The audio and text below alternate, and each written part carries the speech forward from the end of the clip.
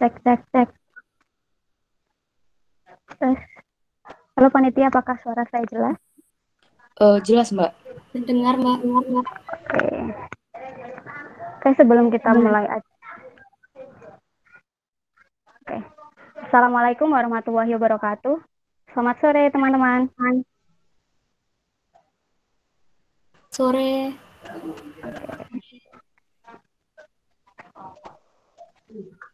Selamat bergabung di diskusi interaktif yang keempat yang diselenggarakan oleh Himpunan Mahasiswa Pendidikan Sejarah Universitas Negeri Yogyakarta, kepengurusan tahun 2020. Topik kali ini kita akan membahas tentang sastra sebagai perlawanan ahistoris. Sebelum masuk ke situ, marilah kita berdoa dengan keyakinan kita masing-masing agar diskusi ini berjalan dengan lancar dan ilmunya bisa kita manfaatkan dalam kehidupan kita sehari-hari. Berdoa sesuai dengan keyakinan masing-masing, dimulai.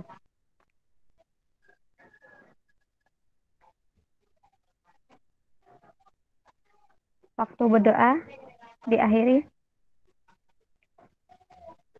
Acara selanjutnya yaitu sambutan kepada Mbak Tia Eka sebagai penanggung jawab. Silakan. Terima kasih. Perkenalkan, nama saya Tia Eka Artati sebagai penanggung jawab dari diskusi interaktif pada sore hari ini. Diskusi interaktif merupakan program kerja dari Divisi Litbang, Himpunan Mahasiswa Pendidikan Sejarah UNY. Saya ingin mengucapkan terima kasih kepada Mbak Sucen Marsing dan Mbak Roma Dwi Arya Yuliantri yang telah berkenan menjadi pembicara pada acara diskusi kita hari ini. Sekian sambutan yang dapat saya berikan, saya alihkan kepada moderator. Silakan Mbak Muarifah.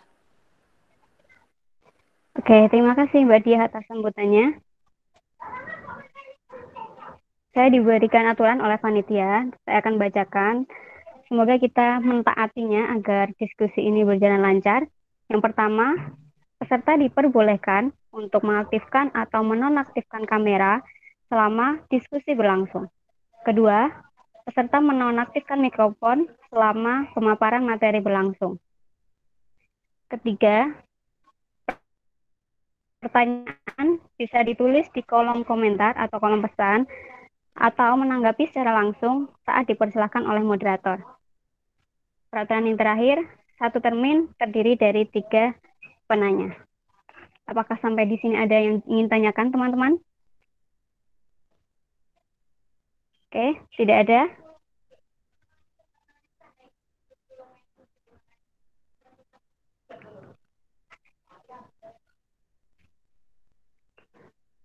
Kalau tidak ada, saya lanjut langsung kita masuk ke diskusi.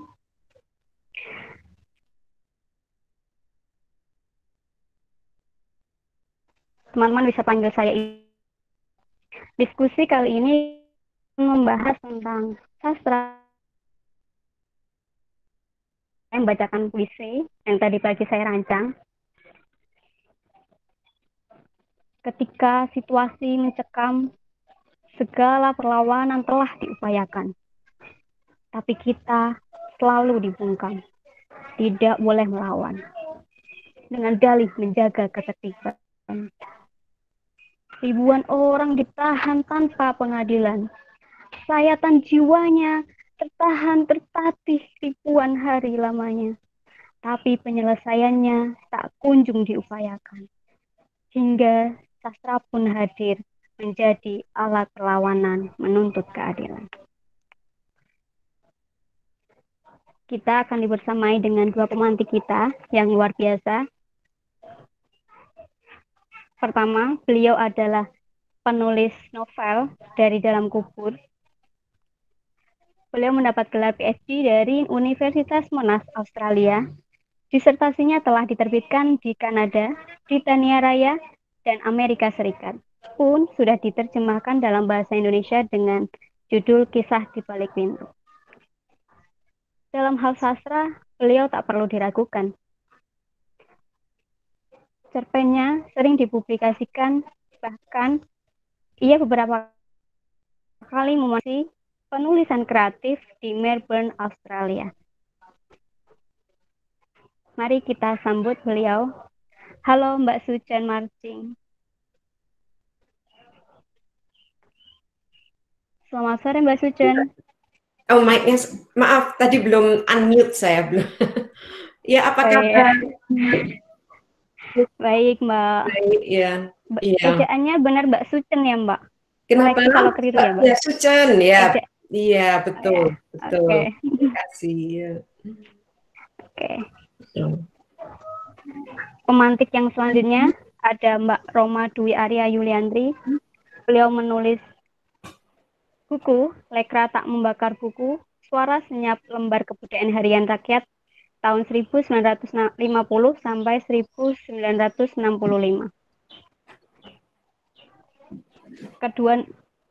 Kedua karya ini pernah hampir tidak diterbitkan. Kalau yang tadi novelnya hampir tidak diterbitkan oleh Gramedia ya Mbak ya, Mbak Sucen ya? Iya, betul.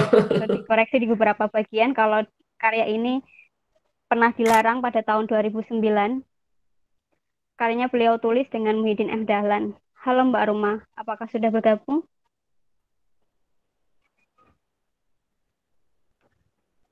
Halo? Oke. Halo, bisa terdengar? Oh ya, terdengar Mbak. Ya, halo. Halo, Ya. selamat sore Selamat Mbak. Selamat sore semua. Selamat sore Mbak Sucen. Selamat sore. Oke. Kedua pemantik kita sudah bergabung. Oke, mari kita berdiskusi. Kita ke Mbak Sucen dulu ya Mbak ya. Terserah. Terserah. Terserah. Saya nyantai saja. Ini Mbak, ketika saya berselancar di internet, saya menemukan tulisannya Mbak yang berjudul The End of Silence, Account of the 1965 Genocide in Indonesia. Dengan dua tulisan ini, Mbak menuliskan salah satunya di dalam novel. Bagaimana sih Mbak kemudian salah satu ditulis novel? Apakah kemudian melalui sastra bisa mengambil semua cerita atau semua hal secara gamblang gitu? Mungkin nanti juga bisa diberikan sedikit pancingan kepada kita.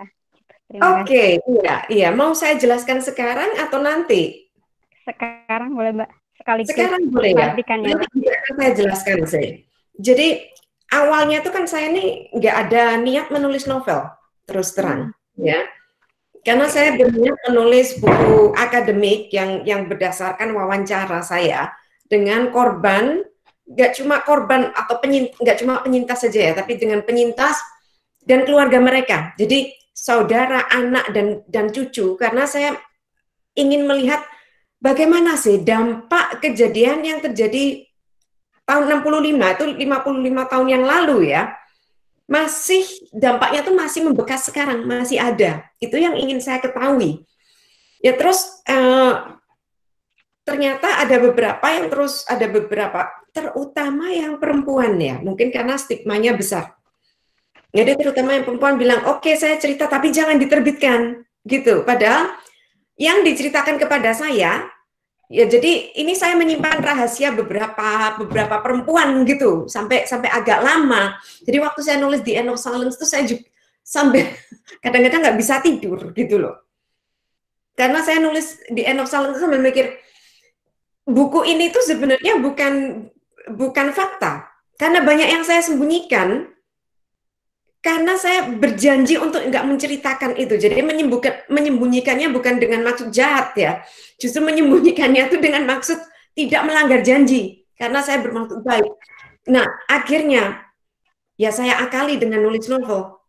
Dan saya minta izin ya dengan ibu-ibu itu dan mereka setuju. Oke, nulis novel asalkan mereka memberi syarat nama diganti, tempat dan tanggal lahir diganti. Ya. Dan ada banyak yang mereka minta ganti. Jadi akhirnya yang saya lakukan itu saling silang gitu loh. Jadi sebenarnya ini kan berdasarkan yang utama novel saya itu berdasarkan kira-kira 3 atau 4 perempuan gitu ya. Jadi ceritanya tuh saya saling silang. Jadi misalnya kalau ini ibu ini mengalami ini di mana gitu, saya jadikan ibu ini yang gitu loh. Jadi ceritanya saya silang gitu. Jadi orang-orang nggak bakal tahu siapa mereka. Ya. Dan umurnya saya ubah, yang tua saya jadikan muda, yang muda saya jadikan lebih tua gitu. Karakternya saya ubah, yang peri yang saya jadikan pendiam gitu. Jadi saya banyak ubah seperti itu. Tapi ceritanya itu sebenarnya berdasarkan orang-orang yang saya wawancarai. Sudah persis seperti itu gitu. Dan saya tambahi fiksi juga ya, tentu saja. Oke.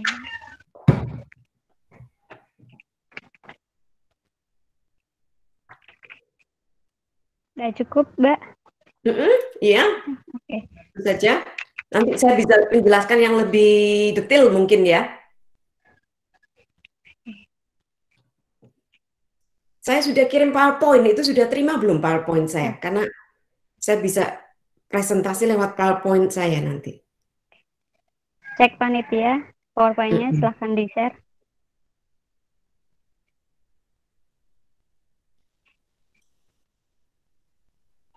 PowerPoint-nya sudah ada belum?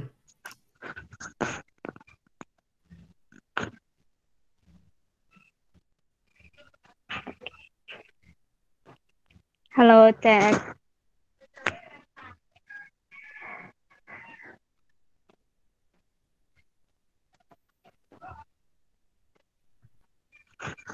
Oke.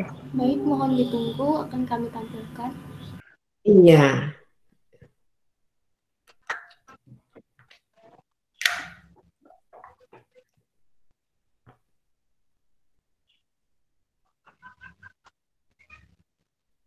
Nah, ini ya.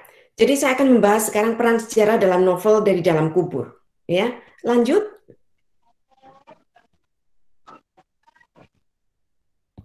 Bisa dilanjutkan nggak ini? Iya. Jadi gini, kan yang kita ketahui itu kebanyakan sejarah versi Orba ya. Penculikan dan pembunuhan jenderal pada tanggal 30 September 1965. Ini sejarahnya Orba. PKI mengkudeta pemerintah yang sah, berarti pemerintah Soekarno ya. Lalu ada pembunuhan massal PKI dan itu bisa dibenarkan menurut Orba karena PKI sudah akan memberontak, sudah akan mengkudeta. Soeharto jadi presiden, tapi surat perintahnya hilang. Ini. Itu secara singkatnya. Kalau kita lihat sejarah versi Orba saja, saya tuh sudah bilang sama orang-orang, kalau kita pakai logika saja sejarahnya ini konyol. Ya, jadi nggak ada alasan untuk tidak mempertanyakan sejarah karena macam-macam, karena misalnya nggak bisa akses buku yang lain, atau karena kita sudah lahir lama sesudah hal itu terjadi. Nggak ada alasan untuk itu, karena kita pikirkan saja secara logika ini konyol sekali. Pertama, yang dikudeta itu kan Soekarno ya, oleh PKI, ya itu menurut sejarah Orba. Kan pemerintah yang sah kan Soekarno waktu itu. Nah, yang disuruh mengamankan kan Soeharto. Nah, yang disuruh mengamankan kok malah jadi presiden? Apa nggak aneh? Misalnya ada perusahaan saja, ya. Terus ada Hansip, Hansipnya tuh suruh mengamankan waktu ada ribut-ribut. Tahu-tahu Hansipnya jadi bos, terus bosnya tidak lama kemudian sakit terus mati. Mencurigakan enggak? Itu yang terjadi ya pada Soekarno dan Soeharto. Soeharto disuruh mengamankan, dia yang jadi presiden. Soekarno nggak lama kemudian sakit, sakitnya kan lama gitu Soekarno, tahu-tahu meninggal. Kok nggak ada yang curiga? Itu yang saya sampai heran, itu, ya. Dan yang aneh lagi, surat perintahnya hilang, surat perintah 11 Super Semar itu hilang. Nggak ada pengusutan sama sekali. Kenapa? Ya, itu yang kedua. Yang ketiga, versi sejarah yang aneh ini. PKI itu partai yang besar, terbesar ketiga di dunia, ya, partai komunis di dunia. Anggotanya itu 3 juta orang waktu itu, plus anggota-anggota yang lain ya dari organisasi-organisasi lain yang mendukung PKI itu bisa diperkirakan itu 30 sampai 40 juta. Kalau mereka siap kudeta, Indonesia ini banjir darah, ada perang saudara yang lama banget. Kudeta itu kan biasanya pakai senjata ya, siap senjata. Sekarang kita lihat saja pemberontakannya DITII. DITII itu kan nggak sebesar PKI ya, anggota-anggotanya kan nggak begitu besar. Tapi karena mereka siap kudeta, waktu menghancurkan DITII itu butuh berapa lama coba? Dilihat deh di dalam buku sejarah. Puluhan tahun. 11 sampai 13 tahun. Baru berhasil. Ya. Itu DITII yang jauh lebih kecil. Kalau PKI yang jauh lebih besar, memang serius mau kudeta, ya nggak akan secepat itu gitu loh. Berapa bulan aja sudah orang-orangnya, pentolan-pentolannya dibunuhi, iya, berjuta-juta anggotanya di penjara, itu sudah nggak masuk akal, ya. Lanjut sekarang, tolong lanjut ininya.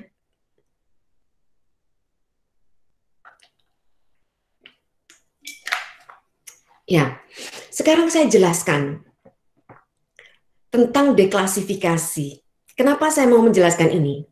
Karena ini penting sekali ya, biar orang-orang nggak bilang kalau apa yang saya bicarakan ini hoax atau cuma konspirasi gitu, teori konspirasi. Ya, jadi di berbagai negara itu ada peraturan deklasifikasi, yaitu setiap negara punya aturan kebebasan informasi. Ini harus ya, kalau enggak pemerintahnya bisa seenak udelnya sendiri. Jadi pemerintah diharuskan menguak beberapa dokumen rahasia. Aturan di berbagai negara berbeda-beda. Di Britania peraturannya tiap 30 tahun. Ada beberapa dokumen rahasia yang dikuak. Ya. Di Amerika peraturannya tiap 10, 25, 50, dan 75 tahun. Dokumen-dokumen rahasia dibuka. Ya, ini pun nggak semua, tapi dipilih oleh pemerintah saat itu. Jadi walaupun dibuka masih saja ada yang bisa dirahasiakan. Di Indonesia juga ada aturan seperti itu, tapi kalau mau minta dokumen, yang minta itu harus bayar. Nah ini gratis ya di negara-negara lain. Di Indonesia kita diharuskan membayar kalau mau minta dokumen ini.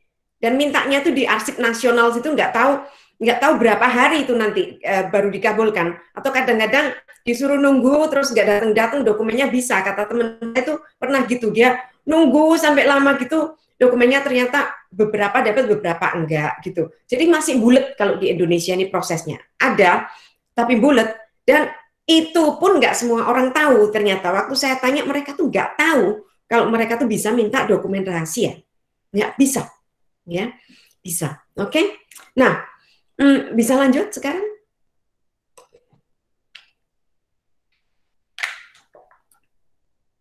Nah, kenapa sih sekarang ribut menyatakan Amerika Serikat terlibat dalam genosida 65? Juga ada yang bilang TNI bekerja sama dengan Amerika Serikat menggenosida dan menyiksa PKI yang tidak berbuat salah. Karena pada tahun 2015 ya, itu 50 tahun sesudah 65. Pada tahun 2015, 3.000 dokumen rahasia dibuka. Dan diketahui bahwa ada surat menyurat antara CIA, Dubes Amerika, dan TNI yang terlibat genosida 65. Jadi sudah direncanakan dari dokumen-dokumen ini.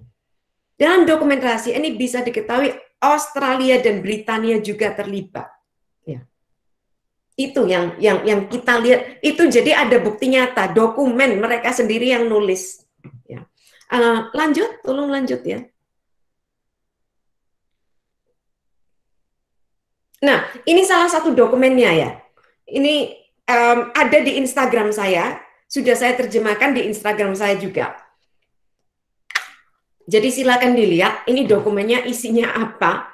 Karena di situ disebutkan kalau PKI itu lebih baik dihancurkan, gitu ya. Untuk ini dari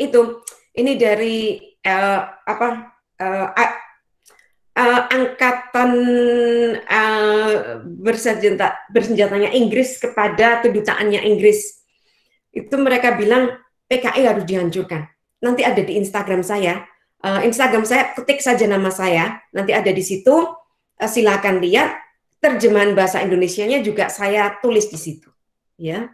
Oke, lanjut sekarang.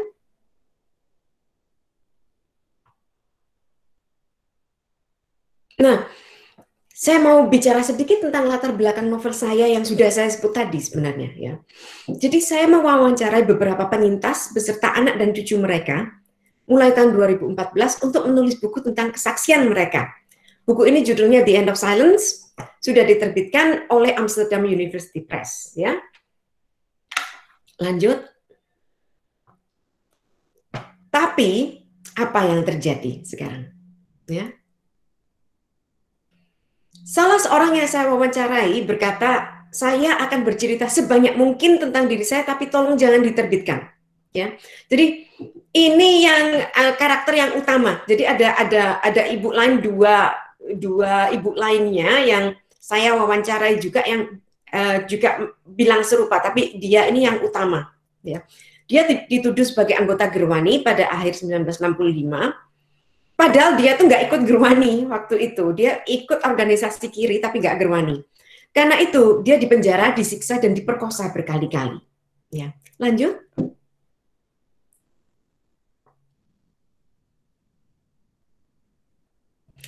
Puluhan tahun sesudah pembunuhan massal terhadap tersangka komunis dan simpatisannya, para korban masih belum bisa menceritakan kisah pribadinya tanpa risiko.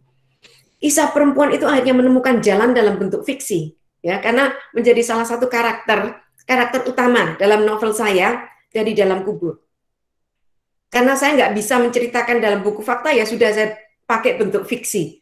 Ya, saya minta izin kepada ibu itu, boleh nggak dibuat fiksi?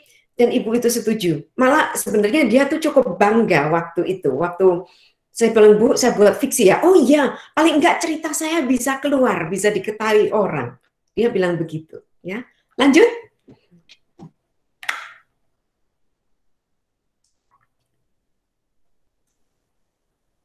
Ini banyak yang nggak bisa lihat PowerPoint-nya ya.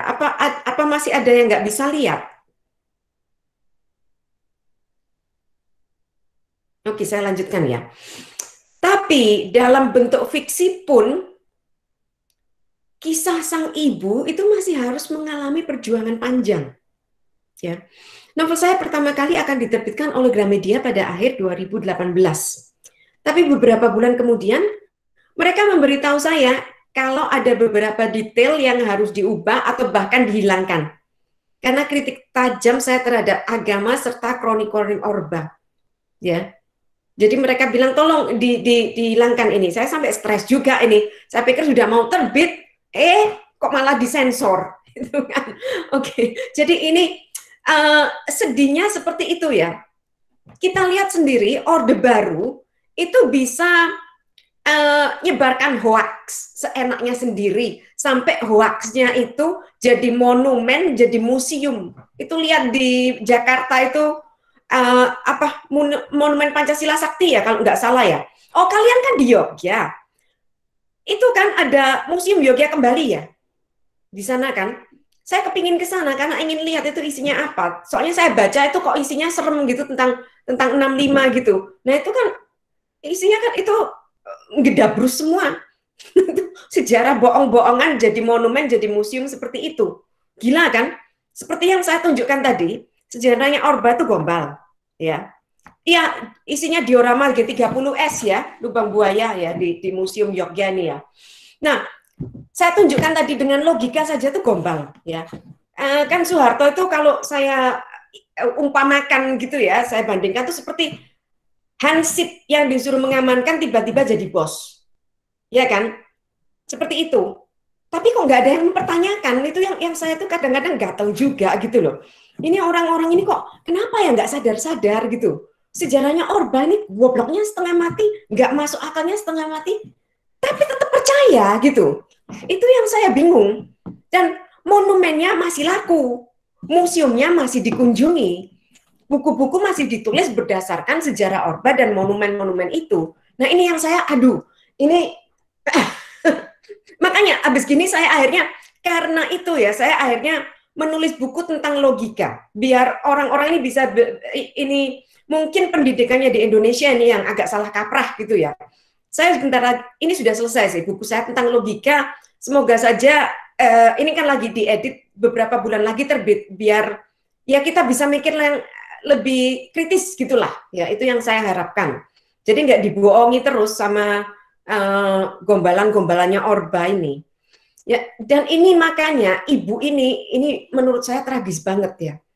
Dalam bentuk fiksi pun menceritakan kisahnya sendiri yang dia anggap itu benar, dia nggak bohong, dia nggak ngegombal gitu ya. Masih harus dengan perjuangan panjang. Ya bandingkan sekali lagi dengan Orba, gedabrusnya Orba yang tersebar di mana-mana itu. Ini kan ironis sekali, ini yang bikin saya marah banget gitu loh, yang bikin ya ampun kok keterlaluannya gitu loh. Ibu ini mau cerita saja nggak bisa. Dalam bentuk novel pun, dalam bentuk fiksi pun masih nggak bisa. Gila kan? Jadi akhirnya saya tariklah dari Gramedia. Walaupun beberapa orang bilang kan ke saya, nggak sayang ya Gramedia itu kan itu ya penerbit yang terbesar gitu. Beberapa orang tuh bilang kalau diterbitkan Gramedia itu kan ada kebanggaan tersendiri. Ya bangga, tapi kalau disensor ya jadi nggak bangga, jadi pusing saya.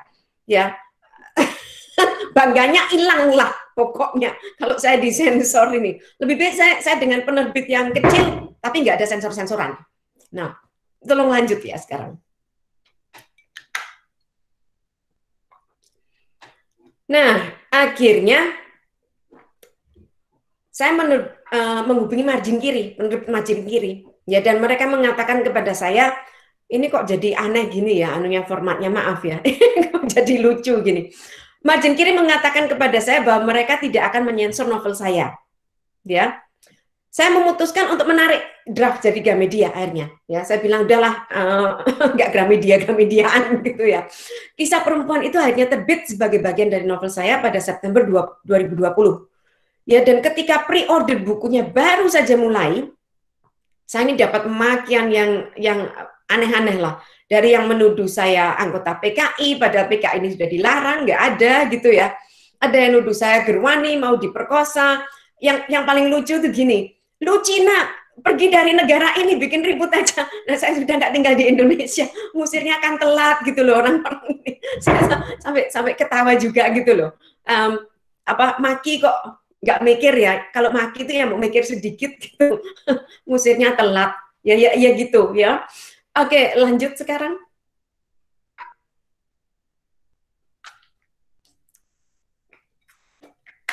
Nah, yang saya angkat itu kemudian kisah perempuan di Jawa Timur, ya. Dan terus terang ibu-ibu yang saya wawancara itu nggak ada yang tinggal di Jawa Timur, jadi mereka saya pindah ke Jawa Timur semua akhirnya, ya. Dan itu yang membuat mereka setuju akhirnya. Mereka kan ada beberapa yang ya pokoknya nggak di Jawa Timur lah. Jadi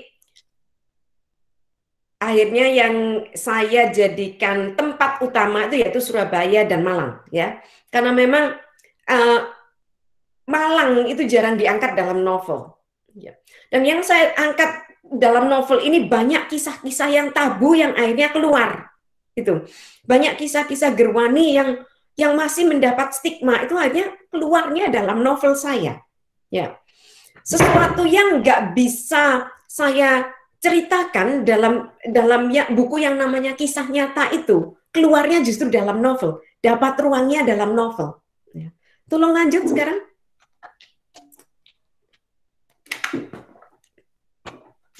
Nah, ini salah satu kutipan dari novel saya yang berdasarkan sejarah dan berdasarkan dokumen yang sudah ditemukan tahun 2015. Jadi novel saya ini banyak sekali kutipan-kutipan dari sejarah yang memang terjadi, ya. Ini salah satunya. Awal Desember 1965, CIA memberikan $500.000. Bayangkan sekarang $500.000 itu gede loh ya. Yang dapat $500.000 itu berapa miliar itu? Bayangkan jumlah segitu pada tahun 1965. Ya. Jadi pemerintah Amerika memberikan uang $500.000 untuk mendanai peralatan komunikasi bagi angkatan darat yang tergabung dalam pasukan rahasia. Awal 1966, pemerintah Amerika menyerahkan daftar orang PKI yang harus dibunuh kepada tentara Indonesia. Dan kemudian Kedutaan Besar Amerika itu sangat aktif surat menyurat dan mendapat laporan tentang orang-orang PKI yang dibunuh dari Menteri Luar Negeri saat itu. Kalian tahu nggak Menteri Luar Negeri saat itu siapa? Adam Malik. Karena itu kemudian Adam Malik diberi hadiah sama Soeharto jadi wakil presiden. Ya. Karena habis surat-suratan sama CIA itu. Dia tuh, jadi Adam Malik itu kemungkinan besar agen CIA. Ya. Mohon lanjut sekarang.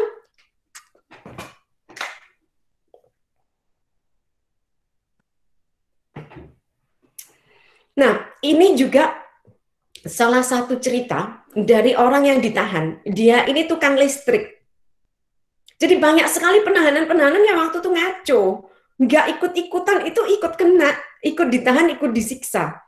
Dia tukang listrik, nggak tahu apa-apa, tiba-tiba dia ditahan. Dan ini pengakuan dia, di pos penahanan saya disiksa. Tubuh saya diikat, terus ditarik ke atas plafon ruangan, lalu dijatuhkan dari plafon itu ke lantai berkali-kali. Saya dipaksa mengaku kalau saya ikut membunuh jenderal di Jakarta. Dari ruang interogasi, saya dibawa ke Balai Kota Solo. Di sana bersama 8 orang tahanan lainnya saya ditelanjangi dan dijemur di bawah terik matahari. Kami jadi bahan tontonan masyarakat Solo. Dan waktu itu dia bilang masyarakat itu sorak-sorak katanya waktu dia disiksa. Ya, jadi kita bisa melihat kekejiannya orang saat itu sebenarnya. Terus saya dibawa ke penjara lain. Saya diminta untuk mengaku kalau saya PKI padahal saya tidak pernah ikut organisasi apapun. Saya kan cuma tukang listrik. Ya. Ini salah satunya seperti ini. Tapi bapak ini tuh waktu cerita juga ada lucunya gitu loh.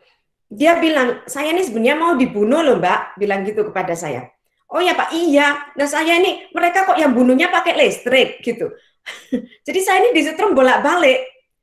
Tapi mungkin karena saya ini tukang listrik, saya kebal. Disetrum bolak-balik ini saya nggak mati-mati. Akhirnya yang nyetrum saya capek sendiri katanya. Akhirnya saya dibiarkan hidup katanya gitu.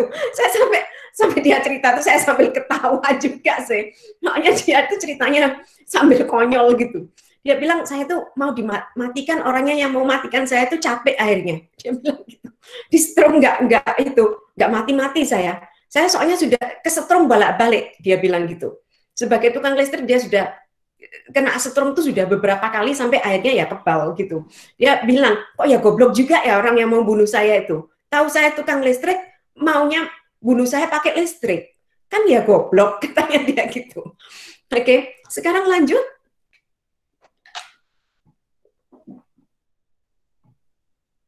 Nah, ini adalah seorang ibu yang saya wawancarai dan dia bersedia identitasnya dibuka ya. Dan ibu ini sayangnya, saya sayang sekali dengan ibu ini, sayangnya dia sudah meninggal.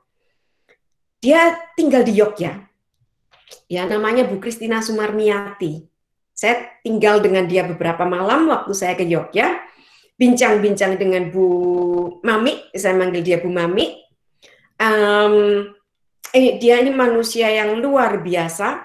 Dan kalau kalian membaca novel saya, ibu ini itu menjadi inspirasi saya untuk menciptakan karakter yang bernama Bu Yatmi. Ya, Bu Yatmi itu berdasarkan Bu Mami sebenarnya. Ya, dan Bu Mami ini ditahan dan diperkosa beberapa kali, tapi dia tuh tetap tabah, tetap nggak mengaku dan tetap nggak mengkhianati kawan-kawannya satupun. Waktu keluar dari penjara, hebatnya Bu Mami ini setelah dia sudah cukup mapan, dia sudah nggak kaya, orangnya nggak kaya, tapi sesudah ekonominya dia cukup lumayan, dia tuh membantu kawan-kawan lainnya. Anaknya tuh bercerita kepada saya gini, ibu itu pernah janji kepada saya dibelikan sepatu baru, soalnya sepatu saya tuh sudah jelek banget, sepatu itu cuma satu pasang sudah jelek, dijahit sana sini, akhirnya berjanjilah si ibu membelikan sepatu baru. Pas mau beli sepatu baru, ibunya bilang nggak jadi. Kenapa? Ada temennya yang butuh duit. Jadi uang untuk membeli sepatu itu diberikan temannya yang butuh duit. Teman mantan tapol itu, anaknya marah, ya. Anaknya bilang, ibu ini kok jahat banget gitu. Anaknya jengkel banget. Lalu anaknya bilang ke saya, tapi sekarang saya ini mengerti dan bangga sekali akan apa yang dilakukan oleh ibu saya. Dan waktu itu saya jengkel nggak punya sepatu ya. Tapi kalau saya lihat lagi ke belakang, lebih baik saya nggak punya sepatu daripada kalau ibu saya nggak menolong kawannya itu. Dia bilang begitu pada saya. Jadi luar biasa Bu Mami ini. Dia meninggal tahun lalu ya, awal tahun 2019. Yang saya benar membuat saya sangat sedih waktu itu. Ini jadi kalau kalian membaca novel saya ada yang bernama Bu Yatmi, yaitu itu karakternya itu dari Bu Mami ini ya. Tolong lanjut sekarang.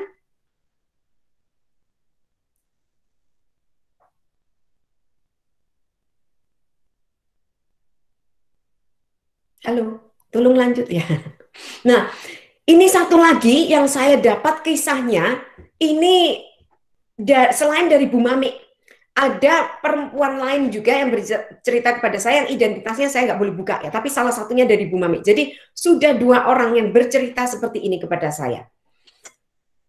Jadi sesudah diperkosa, sesudah orang-orang ini jadi perempuan ini diperkosa secara massal biasanya ya, ini yang terjadi.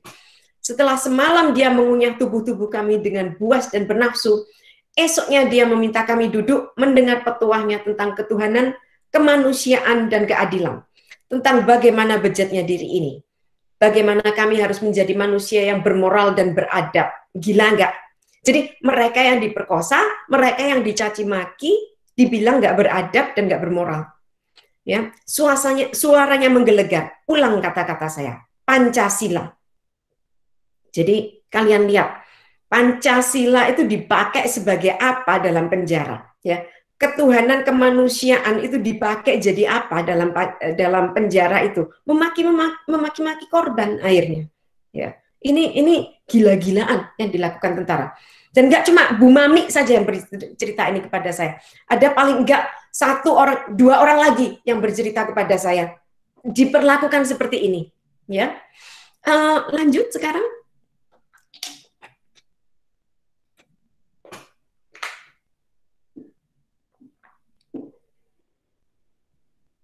Nah, karena itu, kenapa saya tulis dalam novel saya bahwa novel ini tuh lebih nyata dari kisah nyata, ya. Jadi itu yang saya tulis di permukaan. Novel ini bukan fiktif belaka. Nama tokoh, tempat, dan peristiwa bahkan lebih nyata dari segala kisah nyata. Kenapa? Karena dalam kisah nyata itu saya harus menyembunyikan banyak hal. Ya, ada banyak sekali yang saya sembunyikan karena janji saya kepada orang yang saya wawancarai. Dan justru dalam novel ini semua itu keluar, ya. Yang gelap-gelap itu keluar. Misalnya, saya kasih contoh satu saja, satu lagi, ya. Jadi ada bekas tapol yang bilang kepada saya waktu di penjara tuh Mbak, ya, waktu di penjara Mbak, itu kan kekurangan makan. Jadi banyak orang yang mati kelaparan. Dan waktu itu teman saya ini di sebelah teman satu sel itu sudah lemes, nggak bisa makan, hampir mati gitu ya. Apa yang dilakukannya? Dicuri makanannya sama dia supaya dia bisa tetap hidup. Jadi dengan kata lain, dia membiarkan temannya tuh mati supaya makanannya bisa dicuri. Jadi akhirnya teman itu mati, nggak dilaporkan selama beberapa hari, supaya jatah makanannya itu bisa terus diambil selama beberapa hari. Sampai mayatnya temannya itu bau, baru dilaporkan. Dan karena itu dia merasa bersalah sampai sekarang. Ya, itu hal-hal yang gelap yang ya mau gimana lagi ya, nggak bisa disalahkan. Karena keadaan itu dibuat. Kalau dia diberi makan yang cukup, kan dia nggak akan mencuri makanan temannya. Seperti itu. Tapi kalian bisa lihat bagaimana tertekannya manusia-manusia ini. Dan bagaimana leluasanya kroni-kroni Orba ini menyebarkan kebohongan dan kekejian. Sampai sekarang ya. Hingga kini. Ya. Gitu saja dari saya. Silakan kalau ada pertanyaan ya.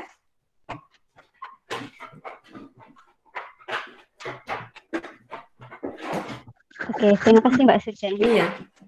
Kata-kata yang masih menggema ini, novel ini lebih nyata dari kisah nyata. Menggema sekali di pikiran saya.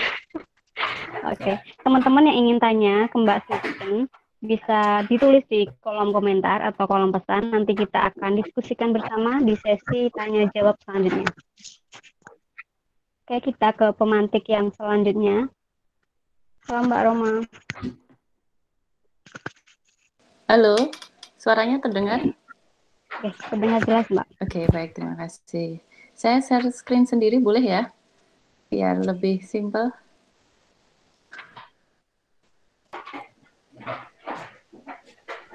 Ya, tadi bagus sekali ya ceritanya. Memang kalau dalam novel, mungkin sambil menunggu share screen saya, bisa nggak ya? Coba. Terlihat tidak?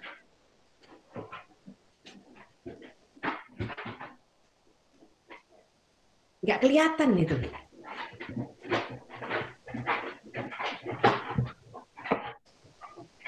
Tidak. Oh, nggak kelihatan. Oke, ya udah. Panitia, saya bisa dibantu mungkin sama panitia? Ya, oke. Oke, terima kasih, Mbak. Tapi kok saya nggak lihat ya?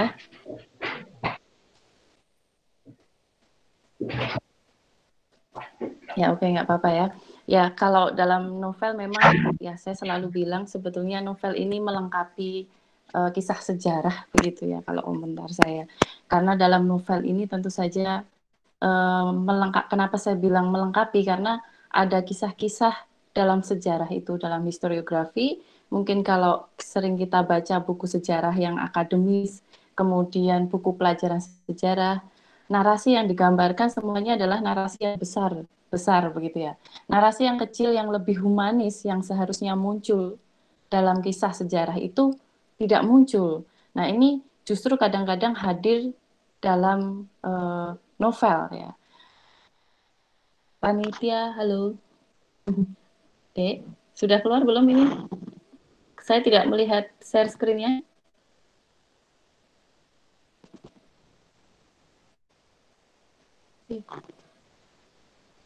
Atau saya sendiri? Saya coba saya lagi ya. Oke.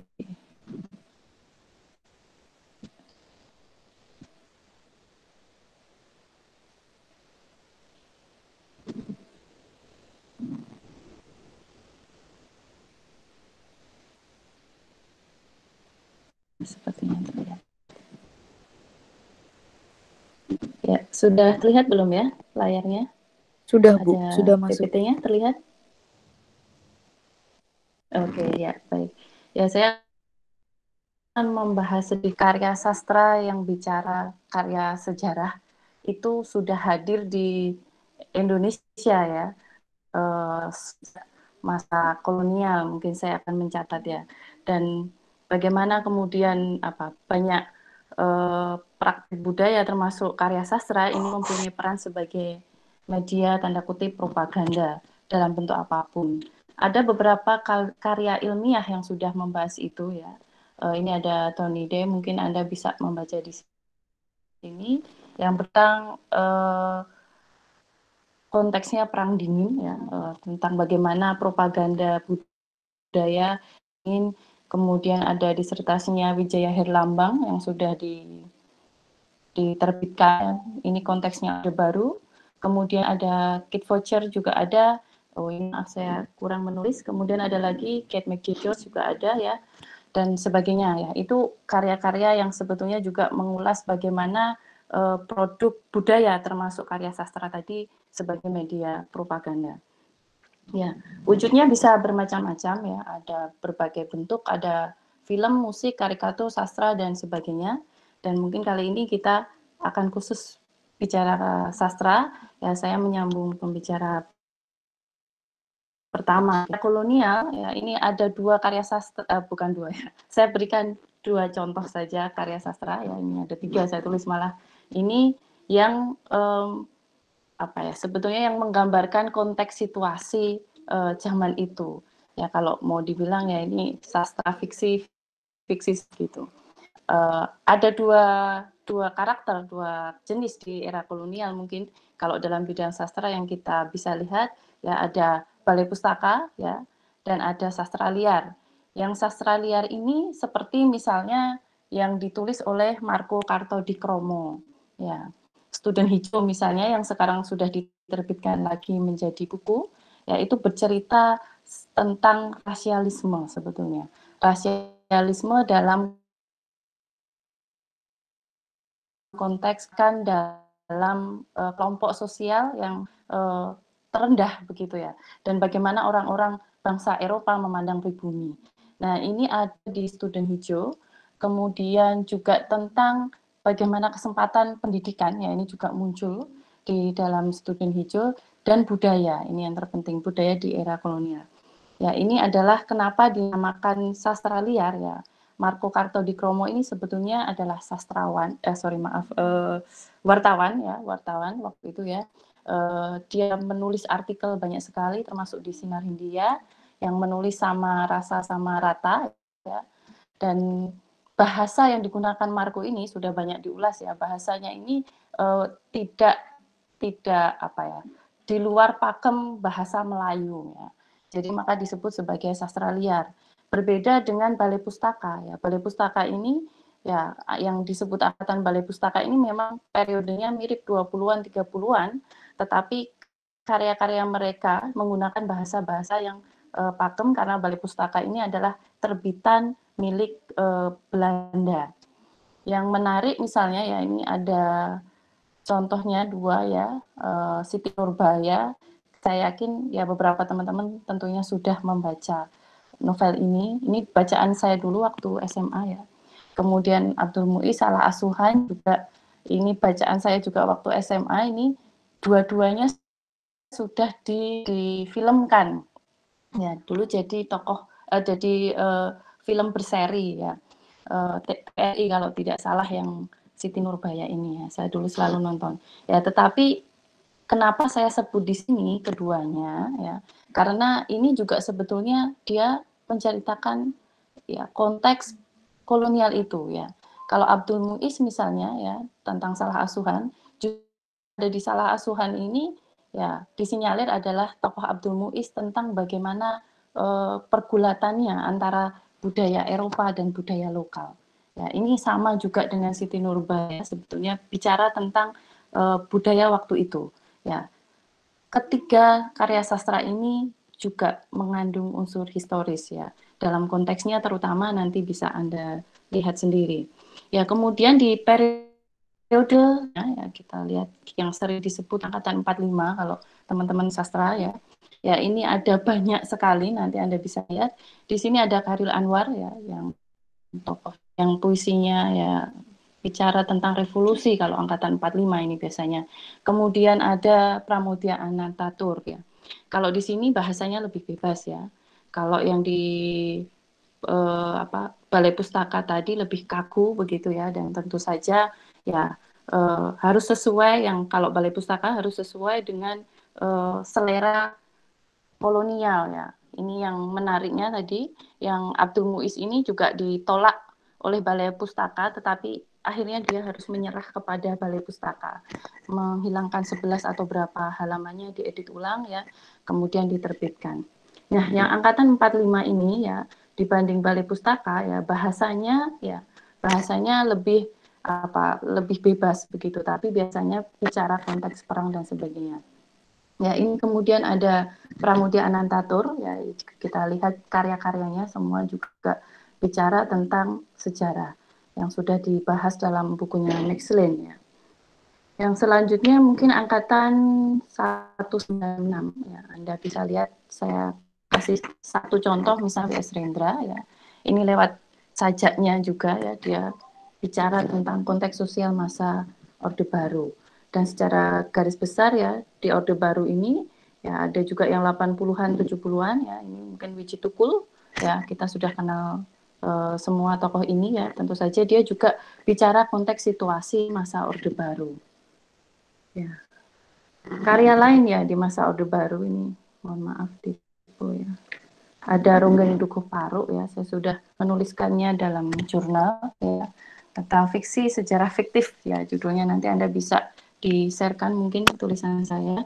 Ya, ini Ronggeng Dukuh Paruk ya, ini juga sama tadi, dia bercerita tentang 65. Tetapi Tohari ini mengambil alternatif lain juga dalam bentuk karya sastra perintah Orde Baru, nampaknya cukup jeli, tersembunyi Tohari ya, kemudian dilarang terbit ya, kemudian bisa terbit lagi ya setelah reformasi 98 ya. Kemudian Tohari juga sempat ditahan oleh pemerintah Orde Baru ya, yang dibantu oleh ya, bisa keluar lagi ya. Ini cukup menarik juga, sudah difilmkan juga ya. Ya, tentunya sudah nonton di XX1 ya. Kalau tadi dicontohkan kutipan yang mungkin juga mirip begitu ya dari kisah nyata ya. Ini saya juga memberi kutipan sedikit ya, bagaimana Tohari orang yang sebetulnya ya, ini simbolisasinya adalah orang yang tidak terlibat PKI, tadi sudah dijelaskan ya, tetapi kemudian dituduh ya terlibat dengan peristiwa G30S ya. Dalam tokoh Tohari ya, ini diwakili oleh tokoh bernama Serindel. Ya, ini kutipan dalam Tohari, nanti Anda bisa lihat sendiri. Nah, yang mau saya garis bawahi di sini, karena saya orang sejarah ya, bukan orang sastra, bagaimana kemudian karya sastra ini maaf, share screen-nya saya stop saja ya. Sinyalnya tidak begitu bagus ya. Bagaimana karya sastra ini juga mengandung unsur sejarah ya. Ya, karya sastra ini sama dengan historiografi begitu ya. Tetapi tahapannya itu berbeda ya. Tapi narasinya ya, baik narasi dalam karya sastra maupun karya sejarah ini bisa dijadikan medium untuk pengirim pesan. Ya, tadi kalau novelnya yang dicontohkan tadi juga sebetulnya itu adalah medium pengirim pesan ya. Ya, alternatif lain dari narasi yang tidak tersampaikan dalam narasi historis begitu ya. Kalau dilihat dalam keduanya, yang tidak hilang itu adalah konteksnya. Ya, ini yang harus diperhatikan. Kalau dalam karya-karya sastra yang mengandung unsur sejarah biasanya ada konteksnya. Tetapi keduanya ini berbeda. Orang sering menyamakan antara karya fiksi sejarah dengan historiografi karya sejarah, karena ada periodenya sama dan sebagainya. Tetapi berbeda karena tahapannya ya, meskipun mirip juga berbeda begitu. Ya, ada kesamaan tetapi juga ada perbedaan yang jelas dari proses kerja sejarawan dan sastrawan. Ya, ya tadi saya tegaskan bahwa kalau unsur konteksnya itu tidak bisa dilepaskan. Miripnya misalnya dalam karya sastra ya, ini sastrawan akan menghadirkan konteksnya ya dengan cara dia sendiri yang dia bangun sendiri. Kalau sejarawan ya ini menarasikan atau menyajikan konteksnya ya dengan situasi teksnya yang juga tidak boleh terlepas ya. Jadi konteksnya itu tidak muncul begitu saja. Kalau di karya sastra mungkin dia bisa dimunculkan oleh sastrawan. Nah, kalau sejarah ini adalah bagian penjelasan dari teksnya. Ya, dalam karya sastra ya yang terpenting kalau kita sebagai sejarawan, mungkin mohon maaf karena di sini banyak teman-teman yang mahasiswa sejarah ya. Yang terpenting adalah bagaimana kita melihat ideologi-ideologi yang dituliskan oleh sastrawan itu yang hadir dalam teks tersebut. Termasuk kalau tadi membaca novel dari dalam kubur, ya apa yang harus kita gali sebagai sejarawan? Karena novel itu juga sebagai arsip, ya, bisa kita gunakan sebagai arsip, ya, yang digunakan sebagai bahan untuk membuat narasi sejarah. Yang perlu digali adalah ya Pak, ideologi-ideologi yang ditempatkan oleh sastrawan itu di dalam karya teks itu. Ya, ya karena bagaimanapun juga ya ini misalnya dalam setiap karya sastra tadi ya ada beberapa karakter mungkin yang digambarkan sama atau mirip ya. Ini sama kayak dalam Babat itu juga ada karakter yang digambarkan itu sebetulnya karakter yang realitas. Meskipun namanya itu disamarkan begitu ya. Kemudian ya yang terpenting mungkin sebagai penutup saya nggak terlalu banyak ya bahwa dalam karya sastra ya termasuk karya sastra perlawanan kalau kita sebut begitu ya. Ini adalah produk testimoni yang tertulis begitu ya, yang berkonteks ya. Artinya itulah yang harus dilihat oleh sejarawan ya, yang ada tempo dan lokasi tertentu. Ya ini memang yang harus ideologinya, konteksnya, lokasinya ini juga harus diperhatikan. Tadi kalau dalam karya sastra yang sudah saya contohkan misalnya konteksnya kolonial ya. Abdul Muiz misalnya menggambarkannya konteks kolonial, dia adalah orang SI dan sebagainya. Nah, ini yang perlu digali oleh sejarawan kalau untuk melihat karya sastra sebagai arsip sejarah ya. Tetapi ya kalau melihat nanti kita lihat Rukiah Kertapati ya juga menulis 45 ya, revolusi ya. Tadi saya tidak menyebut tokoh perempuan. Ini saya harus menyebut novelis perempuan. Ya, dia juga menuliskan tentang tahun 45 ya, konteksnya itu 45. Jadi yang digambarkan sebenarnya revolusi. Atau Suwarni Pringgrodikdo ya, yang menulis tentang novelnya apa ya? Saya lupa. Manusia Bebas ya. Itu sebetulnya di bagian bab pertama menggambarkan tentang Soekarno dan Inggit ya, seorang nasionalis ya yang tidak disamarkan namanya ya. Yang kita lihat adalah konteksnya kalau orang sejarah. Ini sebenarnya konteksnya apa sih? Ya, itu akan memudahkan menempatkan karya sastra itu kalau kita gunakan sebagai arsip sejarah begitu ya. Tapi kalau kita bicara tentang Orde Baru ya ini memang tadi kalau disebutkan ya kan ada hoak dan sebagainya. Ya ini kalau sejarah saya sukanya menyebutnya fiksi sejarah, sejarah fiksi begitu. Ya. Kalau novel karya sastra ya itu karya fiksi jelas. Tetapi kalau produksi penguasa waktu itu yang pseudo history itu yang disebut fiksi sejarah, sejarah fiksi. Jadi sebetulnya karena ada kepentingan waktu itu ya, kita harus selalu melihat konteks kan. Ya, ada kepentingan masyarakat untuk meminta penjelasan atas sebuah peristiwa. Dan ada penguasa yang kemudian karena punya dominasi kekuasaan dan sebagainya, hegemoni, dia menjelaskan dengan versinya sendiri ya. Dan ini ya menjadi dua hal yang berbeda. Tetapi yang terpenting mungkin yang bisa dilihat sebetulnya karakter pengendalian dominasi kekuasaan dari periode-periode ini tidak hanya dilakukan oleh Orde Baru. Ya, Soekarno juga melakukan hal itu terhadap STA dan sebagainya. Dan Soeharto melakukan itu mungkin terhadap karya-karya lain yang menyangkut peristiwa 65. Ya, jadi itu dari saya ya. Yang terpenting adalah bahwa karya sastra ini adalah tulisan yang berkonteks, intinya begitu saja.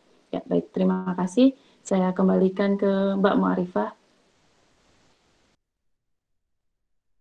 Oke, terima kasih penyampaian materinya Mbak Roma. Oke, teman-teman yang ingin bertanya, silahkan menulis dengan format nama, instansi. Oke, silahkan Dawidi. Saya ingin nanya Mbak ya, langsung ngomong aja gitu karena rasanya lebih selamat siang Mbak Muarifah sebagai moderator, Ibu Sochen dan juga Ibu Roma, Ibu dosen saya ini. Nah, jadi saya ingin bertanya, mungkin nanti bisa ditanggapi Ibu Sochen, Bu Roma, serta teman-teman yang hadir di acara diskusi ini. Sederhana pertanyaan ini, tapi mungkin nanti bisa berkembang gitu ya.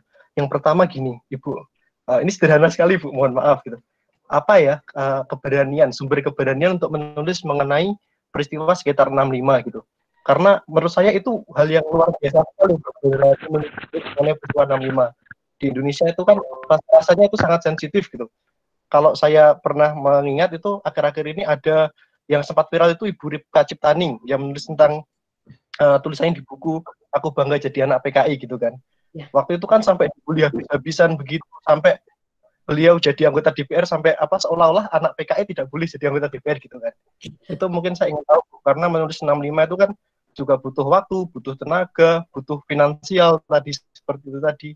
Saya ingin tahu itu. Terus yang kedua begini, ini juga sangat mendalam, tapi mungkin akan menghadirkan banyak pandangan juga. Apakah benar bahwa PKI ini merupakan suatu bahaya laten? Karena kita sering dengar bahwa memang PKI ini bahaya laten gitu. Itu mungkin yang ingin saya tanyakan. Nanti silakan bisa ditanggapi, minta tolong ditanggapi ibu-ibu pemantik serta teman-teman gitu. Karena ini diskusi, jadi saya kira ada pandangan juga dari teman-teman yang hadir. Terima kasih Mbak Muarifah, terima kasih Bu Siten dan Bu Roma.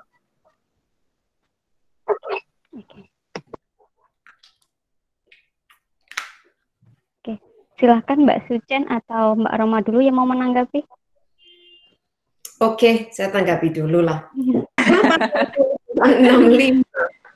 Wah itu, saya baru lihat Pak Martin Alaida di sini ya. Pak Martin Alaida ini juga salah satu yang sebenarnya salah satu sosok yang menjadi inspirasi saya dalam menulis novel ini. Jadi perlu saya sebutkan, saya baru melihat namanya saat ini. Jadi gini, kenapa saya menulis novel itu banyak hal ya, karena dulunya saya kan nggak menulis tentang 65 karena dilarang oleh ibu saya, terus terang. Karena kan papa saya itu tapol, ya, dan mama saya tuh trauma berat, karena kan dia lihat suaminya diseret gitu ya, terus dia harus cari makan sendiri. Dia tuh beberapa hari, jadi sudah papa saya diseret pergi tuh, mama saya tuh nggak tahu papa saya tuh di mana. Jadi mama saya tuh nggak tahu hidup atau mati atau gimana dia apakan tuh nggak tahu.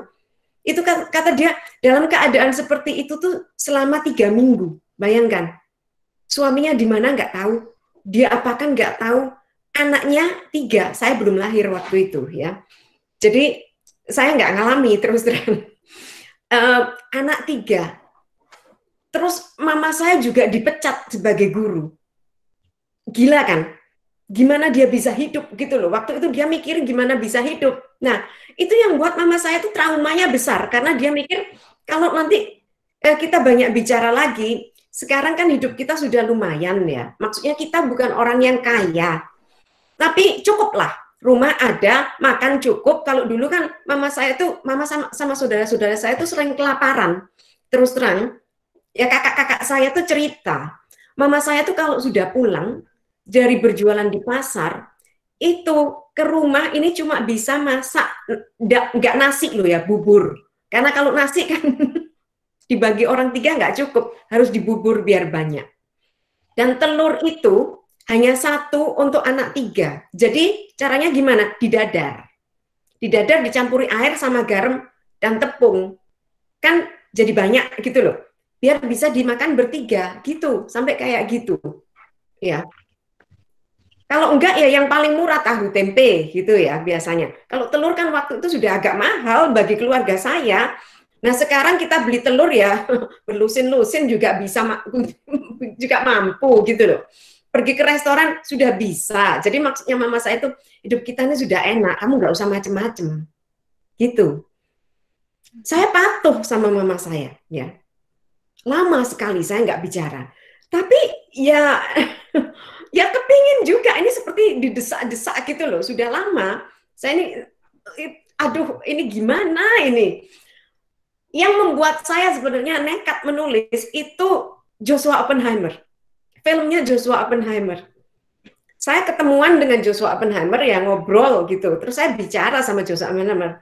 Wah nggak tahu, saya ini gimana ya, mau nulis atau enggak tuh masih konflik saya bisa gitu. Soalnya yang ngelarang itu kalau orang lain bisa enggak, saya gubris lah, diem lah lu gitu kan. Nah kalau ibu saya sendiri yang sudah menderita, bayangkan coba, ya kan nggak bisa saya udahlah penderitaanmu nggak usah digubris gitu kan, saya nggak bisa. Ya ini gimana ini, saya mau apa gitu. Iya, jadi permulaan menulis itu saya perjuangannya itu bukan dengan yang lain-lain, bukan dengan keberanian. Kalau keberanian saya diancam-ancam sudah biasa, dari dulu saya sudah diancam. Ya ini Nordin Abdillah ada di sini, dia tahu kita kan sudah diancam bolak-balik ya, dan kita ya ketawa-ketawa saja gitu loh. sudah maksudnya kebalas saya. Kalau tentang itu sudah lewat ya, kita punya pilihan. Jadi kalau kita diancam, mau lanjut atau mau berhenti, ya itu pilihan kita, ya. Dan Roma juga, Mbak Roma menulis buku yang luar biasa, Lekra Tidak Membakar Buku, itu bisa bikin banyak orang kebakaran jenggot juga loh. Soalnya Gunawan Muhammad masih ngotot Lekra membakar buku kan, Pramudia membakar buku. Gunawan Muhammad masih ngotot, baru-baru ini dia bilang gitu, masih ngotot saja, dan tahu sendiri pengaruhnya Gunawan Muhammad seberapa ya. Jadi itu saya nggak bilang Gunawan Muhammad itu jelek ya, ada kebaikan dia juga ya. Saya nggak bilang ini terus jangan lalu bicara Gunawan Muhammad itu selalu negatif, enggak. Ada kebaikan dia juga. Tapi ada beberapa yang saya sangat nggak setuju dari Gunawan Muhammad juga ya. Jadi ya itu permulaannya itu ya dorongan dari dalam akhirnya. Ya saya punya pilihan mau jadi apa? Mau tetap manut dengan ibu saya yang sudah menderita, atau lalu saya bercerita. Akhirnya saya memilih yang kedua. Karena saya pikir masih banyak korban yang menderita, masih banyak penyintas yang hidup di bawah kemiskinan. Dan kalau kita ini hidupnya sudah enak, lalu kita nggak boleh lupa gitu loh justruan. Saya bisa mengerti kenapa mama saya seperti itu, ya. Tapi saya nggak bisa gitu loh diam saja. Dengan kedudukan posisi saya yang bisa dibilang mungkin saya ini punya privilege, ya, karena saya sebagai dosen di luar negeri dengan ekonomi yang sudah oke, saya nggak kaya tapi jauh lebih mapan lah dari banyak penyintas ibu-ibu yang waktu saya kunjungi itu, ya ampun, hidupnya masih nggak karu-karuan. Padahal dulunya mereka tuh punya kedudukan yang penting gitu ya. Bahkan ada yang mereka tuh pejabat gitu, hidupnya miskin. Hidupnya tuh sangat miskin. Anak-anaknya pejabatnya Soekarno, seperti anak-anaknya menteri-menteri bekas Soekarno tuh anak-anaknya Nyoto itu hidupnya susah itu. Terus saya mau apa? Mau diem, nikmati hidup saya, atau saya mau bicara? Itu pilihan. Ya, jadi pilihan. Dan saya memilih yang kedua, gitu saja sih. Ya, mungkin Mbak Roma bisa menjawab dulu, lalu saya jawab pertanyaan kedua ya nanti ya.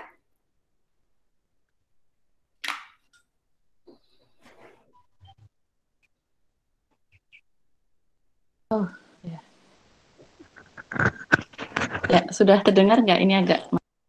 Dengar.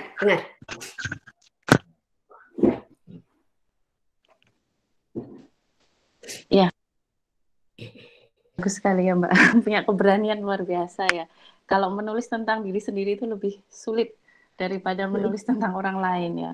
Ya, tetapi memang penting, saya sendiri juga minta, mungkin karena Mas Widi dulu mahasiswa saya selalu meminta tugas mahasiswa itu salah satunya membaca karya sastra. Ada karyanya Pram dan sebagainya, itu saya suruh milih, karena saya pikir justru historiografi humanisnya ada di situ. Meskipun saya dulu diprotes mahasiswa sejarah kok suruh baca karya sastra begitu. Ya, tetapi itu sebagai bacaan wajib di mata kuliah saya tertentu. Ya, karena saya pikir supaya mereka juga bisa melihat narasi lain yang tidak bisa dimunculkan atau alternatif lain begitu ya. Karena memang kalau bicara tentang Orde Baru sendiri, ya narasinya cukup terbatas. Nah, saya sendiri sebetulnya bagaimana punya keberanian menulis tentang, tadi pertanyaannya Mas Dawidi ya, keberanian menulis tentang 65 begitu ya. Saya sebetulnya waktu itu tidak mikir apa-apa begitu. Karena saya kuliah di ilmu sejarah juga ya, dan waktu itu dosen saya ya mungkin tidak pernah memberi materi yang terlalu dalam tentang peristiwa 65 ya. Jadi tidak didiskusikan secara terbuka karena saya juga anak produk Orde Baru ya. Meskipun saya masuk kuliah tahun 2000 tuh ya, tapi masih pola-polanya yang dipakai adalah pola-pola lama. Jadi ketika itu ya saya menulis saja begitu intinya ya. Karena saya pikir ketika saya menemukan data-data di Harian Rakyat, ketika saya meriset tentang sahabat pers perempuan, sahabat pers kebangsaan itu, saya menemukan tulisan-tulisan yang saya tidak tahu begitu. Jadi menjawab ketidaktahuan saya ketika saya kuliah. Sebetulnya Lekra itu organisasi apa sih begitu ya. Dan ketika saya menemukan Harian Rakyat itu suatu yang luar biasa bagi saya. Wah, ternyata ini semuanya tentang Lekra begitu ya. Dan saya mencoba mengumpulkan, mungkin setiap penulis punya punya tantangannya sendiri. Ya, kalau Mbak Sujun mungkin karena keluarga sendiri itu lebih susah diceritakan karena juga berhubungan dengan peristiwa itu. Kalau saya mungkin kesulitannya karena mengumpulkan datanya. Ya. Datanya tidak mudah saya kumpulkan begitu, dan tidak ada sponsor dari manapun. Sponsornya dari gaji saya sendiri. Waktu itu ya, saya belum jadi dosen begitu, masih jadi penulis lepas. Jadi saya kumpulkan, kemudian saya gunakan untuk mengumpulkan data-data ya, termasuk di perpustakaan Jogja ya dan sebagainya. Tapi saya hanya punya waktu sebentar, tidak lama waktu itu ya. Tetapi ya karena saya pengen tahu, dorongannya adalah rasa ingin tahu. Jadi kalau ditutup-tutupi itu justru pengen tahu itu benar ya. Jadi saya pengen tahu betul begitu ya. Saya korbankan semuanya termasuk tabungan saya itu untuk mengumpulkan semua data di Harian Rakyat ya maupun di surat kabar lainnya ya. Bintang Timur waktu itu ya. Tapi yang akhirnya saya gunakan yang di Harian Rakyat waktu itu. Nah, dari situ kemudian juga digunakan untuk mencetak, menerbitkan sendiri begitu ya. Dan itu kalau bagi penulis lepas seperti saya ya, itu adalah biaya yang luar biasa begitu. Jadi saya berhutang ke penerbit ya untuk mencetak buku itu ya, dan sudah terbit baru berapa hari nggak boleh terbit ya, harus ganti sampul. Jadi sebetulnya kayak sampul yang kami pakai juga itu bantuan teman seniman, anak lulusan ISI begitu ya, karena seniman dibantu dengan diminta saja dengan rokok begitu sudah mau begitu. Jadi kita kasih rokok saja begitu ya, sudah mau, dan karyanya bagus begitu karena dia ingin mencerminkan isinya sebetulnya. Kenapa dulu misalnya kok gambarnya palu alit di emboss begitu. Itu sebetulnya ide sang seniman yang luar biasa menurut saya. Ya karena ketika dia tanya, ini bukunya isinya apa sih begitu. Kami jawab ya ini Lekra yang sebetulnya yang selalu identik dengan PKI. Ya dalam narasi sejarah lainnya mungkin Taufik Abdullah ya, Anda lihat bahwa ya dia membakar buku dan sama dengan PKI begitu ya. Tetapi kalau dari temuan kami dia tidak membakar buku ya. Teman-teman bisa melihat juga di Harian Rakyat mungkin untuk meng-counter buku itu. Harian Rakyat itu sebetulnya mengutip Antara, jadi bisa dilihat juga di surat kabar Antara ya di situ bulan Januari ya, bahwa prosesnya itu elemennya itu bukan hanya Lekra, tapi karena konteks situasinya begitu, banyak para pemuda, ya memang ada pemuda Lekra juga, tetapi pemuda lainnya tidak disebutkan di situ begitu ya. Nah ini juga ikut membakar buku. Nah ini, jadi kalau kemudian digeneralisasi Lekra membakar buku, yang lainnya tidak disebutkan, ya saya pikir tidak fair begitu. Nah itu buku saya sebetulnya pengen menjelaskan itu. Nah ini kita jelaskan ke pembuat sampul ya, dengan 2 bungkus rokok begitu, akhirnya jadi sampul itu. Ya, tetapi karena dilarang bermasalah ya ganti lagi sampulnya, otomatis harus keluar ekstra lagi kan. Ya ternyata ketika sudah ganti masuk lagi nggak bisa lagi, ya sudah. Akhirnya ya hand to hand, siapa yang mau kita jual begitu. Kalau kadang ya kita kasihkan gitulah ya, pokoknya tidak untuk bisnis begitu karena memang ya tidak bisa begitu. Nah ini waktu itu memang semangatnya hanya rasa ingin tahu begitu Mas Widi ya. Jadi kira-kira karena ingin tahu, jadi ya motivasi itu menjadi besar untuk menyelesaikan buku itu. Kira-kira begitu jawabannya. Baik ya, mungkin Mbak dilanjutkan Mbak, ini tamunya harus lebih banyak waktunya. Saya berterima kasih mau menemani mahasiswa saya Mbak.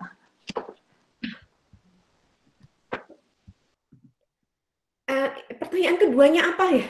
Saya lupa. Ini Mbak Roma, saya mesti baca bukunya. Saya belum baca bukunya loh. Jadi Iya Mbak. Dapat bukunya. Pertanyaan udah keduanya, lama Mbak. Saya iya. Kalau baca lagi kok tulisan saya kayak gini ya gitu. Bahasanya ya. Mbak, ini ada pertanyaan nih Mbak Muarifah, bisa dibacakan ini yang pembicara 1-2 ini saya jadi moderator nanti. Oh iya, sorry. Pertanyaannya agak lama. Oke. Pertanyaan Dawidi tadi yang kedua, apakah kemudian PKI ini bisa menjadi bahaya laten? Oh, bahaya laten. Iya. Ya, ingat sekarang. Ya, oke. Ya, PKI apakah bisa jadi bahaya laten? Itu adalah propaganda Orba ya. PKI itu bahaya laten gitu. Nah, terus mereka pakai contoh-contoh itu komunis yang di Rusia dan komunis yang di mana itu, yang di Cina, mereka juga menggenosida. Yang dipakai alasan untuk menggenosida tuh kita masih mesti ingat ini, nggak cuma komunis, agama juga loh ya. Waktu perang salib itu kita balik lagi perang salib ya, itu Paulus itu memakai apa untuk menggenosida, untuk membunuh orang-orang Muslim, pakai agama ya. DITII pakai apa untuk membunuh tentara Indonesia, pakai agama Islam dalam hal ini ya. Dan DITI itu kalau kalian baca cara-cara mereka membunuh, sadis ya, kejem banget.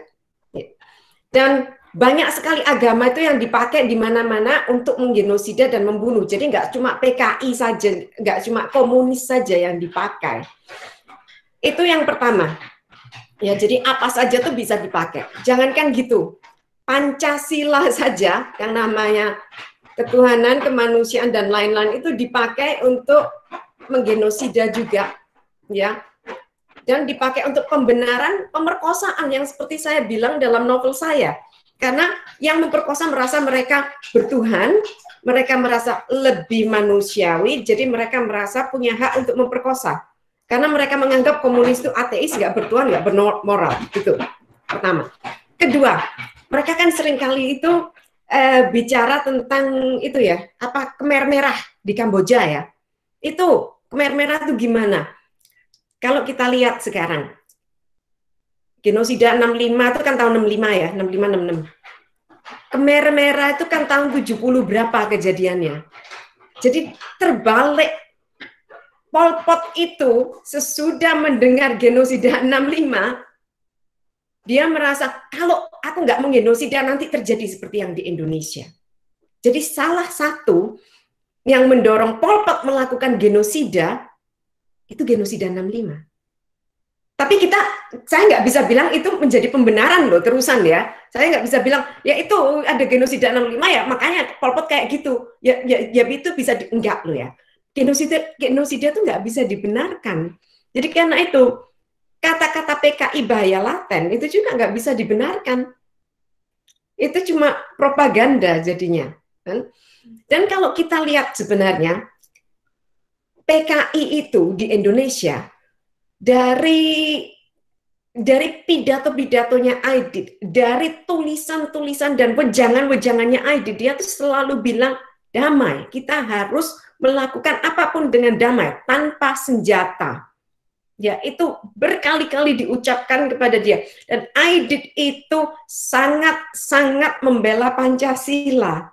Jadi ini yang ironis ya, bahwa kemudian PKI itu dituduh mengkhianati Pancasila karena mereka lah yang saat itu partai yang salah satu yang getol membela Pancasila.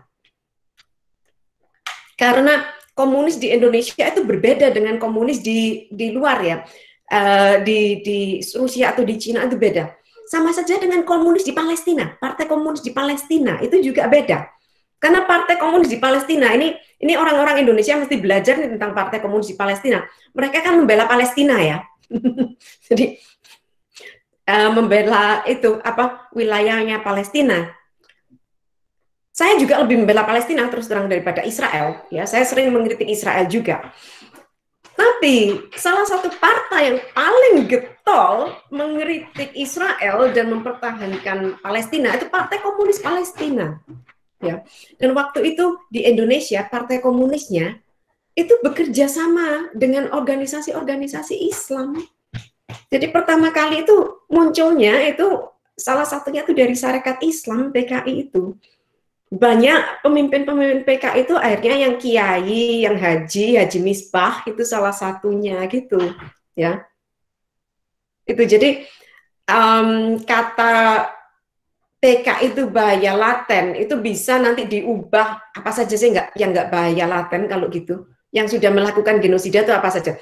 Oh, sekarang saya kasih tahu juga ya, Hitler itu didukung sama gereja loh. Genosidanya Hitler itu. Apa kita nggak bisa bilang sekarang agama itu bahaya laten? Kalau gini, ya. jadi bisa dibalik. Makanya itu saya bilang ke orang-orang, kita harus banyak baca. Dan bacanya tuh nggak hanya tentang Indonesia atau buku-buku dari Indonesia. Dan itu yang saya tekankan pada mahasiswa saya yang di sini ya.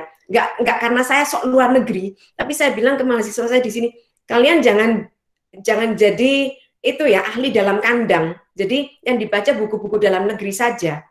Buku-buku di luar negeri harus dibaca. Kalian lihat sendiri ya, Trump itu ya kan populer banget. Hampir saja kepilih lagi kan, masih populer. Heran nggak kalian? Orang Sinting kok populer, kok dipilih terus gitu ya? Kan heran ya kalian? Ya, kenapa? Karena orang-orang tuh kena propagandanya Trump. Itulah kalau jadi ahli dalam kandang sendiri, mereka merasa Trump itu paling benar, Amerika itu nomor satu, Amerika itu paling beretika, bermoral. Nggak baca mereka apa yang sudah dilakukan Amerika di negara-negara lainnya, ya. Mereka kan nggak baca tentang hal itu. Apakah mereka ini orang-orang jelek yang kena propaganda? Enggak, mereka itu orang-orang yang baik juga. Ya, jadi pengikut-pengikutnya Trump itu saya pernah ketemu dengan pengikutnya Trump yang ya ampun memuja Trump. Baik sih orangnya itu, ramah, baik gitu. Tapi kalau sudah ngomong tentang Trump, ya ampun, saya kepingin muntah sih. Tapi ya seperti itulah. Kita bisa melihat orang lain, ini orang kok goblok banget gitu loh. Tapi tanpa kita sadari, kita sendiri itu juga terpengaruh beberapa propaganda. Dan karena itu jangan terlalu yakin dengan suatu kepercayaan atau suatu ideologi, kita harus selalu mempertanyakannya. Selalu mempertanyakan, selalu memperdebatkan, dan selalu membaca dan membaca lagi, dan mengubah pendapat itu oke kok. Pendapat itu harus selalu berubah, harus selalu berjalan, karena kalau kita selalu mandek di tempat, nah ini yang harus dicurigai, ya. Gitu saja. Silakan kalau ada pertanyaan lain. Oke, Mbak Roma mau jawab untuk yang pertanyaan ini juga? Ya. Baik, ini ada yang di chat, saya boleh jawab yang di chat nggak? Oke. Yang ini Marco menulis babat ini boleh? Boleh, silakan Mbak. Oke ya, ini ada pertanyaan di chat ya dari Mbak Thomas ya, Holly Rafika, kalau melihat namanya ini perempuan. Kalau salah mohon dikoreksi. Ya ini dari Holly Rafika yang bicara tentang apa babat tanah Jawi yang ditulis oleh Marco Kartodikromo ya. Kalau babat itu masuk dalam karya sastra atau sejarah ya. Kalau dalam sejarah ya, babat tanah Jawi itu masuk dalam historiografi, contoh historiografi kuno yang memang memiliki karakter tersendiri yang yaitu yang disebut apa belum ilmiah ya, ada historio majis dan sebagainya. Nah, ini karakter babat. Nah, ini menariknya kalau saya mengkontekkan, saya tidak akan membahas historiografi kuno ya, karena banyak unsur-unsur religi dan sebagainya yang sebetulnya ya mirip dengan karya sastra, meskipun dimasukkan dalam historiografi atau karya sejarah kuno. Nah, tetapi ya dalam karya Marco ini yang saya mau lihat ya, kita seperti saya katakan tadi bahwa karya sastra itu adalah sebuah testimoni ya. Sama ya, makanya bisa digunakan sebagai arsip sejarah. Dia adalah testimoni yang berkonteks tadi, makanya kalau dalam konteks Marco kita lihat dia menulisnya kan di tahun 20-30 tahun kolonial ya, Dan apa yang diperjuangkan Marco waktu itu selain anti-imperialisme, persamaan rasial, ya persamaan rasial yang dimaksud ini juga feodalisme, menentang feodalisme. Ini yang sering kali luput ya, luput dari perhatian kita, bahwa di era kolonial itu biasanya hanya kolonialisme, nasionalisme. Tetapi sudah ada wacana yang cukup kuat waktu itu adalah merombak tatanan masyarakat feodalisme, termasuk karya Marco dalam Babat Tanah Jawi. Ya, para intelektual di tahun 1920-an, 30-an tidak hanya mengkritik kolonialisme, tetapi yang dikritik juga bangsanya sendiri yang sangat feodalisme, yang dianggap sebagai warisan masa lalu begitu. Jadi kira-kira begitu, saya akan menjawabnya ini masuknya sebagai karya sastra. Kalau Babat Tanah Jawinya sendiri masuk dalam historiografi kuno. Ya, ini untuk dari Mbak Holly Rafika ya, secara singkat ya. Kemudian berikutnya boleh ya Mbak Marifah nih ya. Ya, ini boleh satu-satu Mbak, biar urut dari atas. Oke, ya sudah. Oke. Baik, maaf. Ya, terima kasih. Oke. Kak Holly, ada tanggapan? Nggak ada, Mbak. Okay. Saya jawab. Salah. Maaf. Nah, tapi saya pengen nanya yang ke pertanyaan selanjutnya itu, atau jangan-jangan masalah sastra dan sejarah itu cuma masalah power aja, masalah institusi yang menentukan. Misalnya sejarah resmi dan tidak, yaitu cuma masalah ini. Orba itu kan bisa aja dianggap ngarang cerita, tapi kemudian kita anggap sebagai sejarah, kan gitu, Mbak. Bisa aja demikian, doh. Saya mohon maaf kalau misalnya ini pandangan saya bukan orang sejarah, saya nggak tahu gitu, Mbak. Ya, kalau di sejarah disebut pseudo history, Mas. Oke, terima kasih. Iya, saya nggak boleh jawab lagi ini. Saya tambahin sedikit ya tentang sejarah dan tentang fakta dan fiksi. Itu memang kadang-kadang batasnya itu nggak jelas. Saya nggak bilang nggak beda ya, tapi batasnya tuh kadang nggak jelas ya. Seperti ini, Orde Baru yang ngotot kalau sejarah mereka itu yang paling benar. Dan yang harus kita pertanyakan tuh kalau sudah bilang yang paling benar ya, itu kita harus mempertanyakan selalu. Karena sejarah itu bagaimanapun juga itu tergantung dari narasi, ya tergantung dari kata-kata. Waktu kita menceritakan itu sudah ada sesuatu yang ada unsur fiktifnya, ya paling tidak itu ada. Ya. Tapi waktu kita bicara tentang fiksi, kalau kita nggak berdasarkan hal yang terjadi, sungguh-sungguh terjadi yang nyata, juga nggak bisa jalan gitu loh. Ya nggak akan bisa tertulis. Nah sekarang banyak yang menanyakan pada saya gini, Mbak Sucen, gimana kita yakin kalau yang ditulis Mbak Sucen itu betul, ya, nggak bohong, nggak hoax? Gampang kok jawaban saya ya, selalu gampang ini. Ya tes saja sendiri. Coba kalian cek sendiri data-datanya, tapi jangan ngawur, jangan ngeceknya terus dengan ngawur, ya. Cek yang teliti, ya. Cek yang teliti. Kalau ada bukti-bukti lain silakan dibawa ke saya karena itu akan memperkaya juga, memperkaya narasi, memperkaya sejarah, memperkaya tentang ini ya, tentang genosida 65 sendiri dan saya akan senang. Nah, sekarang bandingkan dengan narasinya Orba. Kalau kalian mempertanyakan, apalagi waktu zaman Orba, hilang kalian bisa-bisa. Ya. Jangankan mempertanyakan, punya buku yang dianggap sedikit melanggar gitu aja ya. Itu dulu kan ada mahasiswa yang bawa bukunya Pramudia Gadis Pantai kan. Padahal Gadis Pantai itu nggak sama sekali tidak mengeritik Orde Baru loh. Gadis Pantai itu kan ditulis jauh sebelum Pramudia di penjara. Jadi nggak mengeritik Orde Baru kok. Jadi ada mahasiswa yang bawa itu di penjara dia. Itu mahasiswa Yogyakarta juga kan. Saya lupa mahasiswa di mana, tapi saya ingat itu di Yogyakarta. Mahasiswanya di penjara. Hanya karena itu. Itu kan kelihatan. Itu rezim yang ingin mengontrol semua dan otoriter dan nggak bisa dipertanyakan. Itu yang harus kita curigai, ya. Itu yang harus kita curigai, gitu saja. Ada lagi pertanyaan. Oke, pertanyaan selanjutnya dari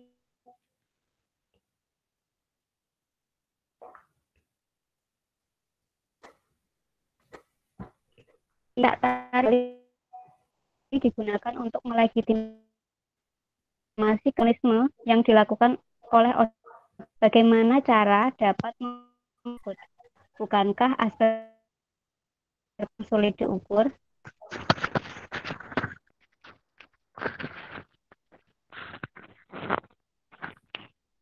Halo?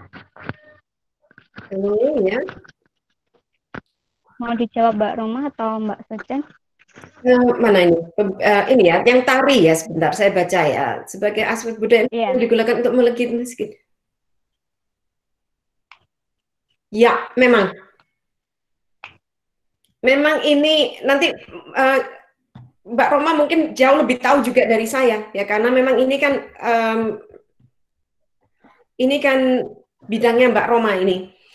Memang itu banyak sekali digunakan, dan sastra itu sangat ampuh digunakan untuk propaganda. Ya, ini bisa dibaca dari bukunya Wijaya Herlambang. Karena itu kalian amati, pemerintah yang otoriter itu selalu membungkam seni.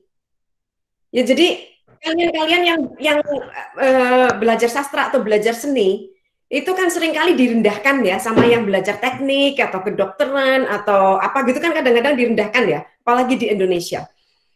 Padahal kalian yang belajar sastra dan seni ini paling ditakuti oleh pemerintah seringkali. Kenapa? Karena sastra dan seni ini mempengaruhi pola pikir. Dan itu pemerintah tahu itu, pemerintah otoriter tahu itu. Jadi biasanya kalian lihatlah semua ya.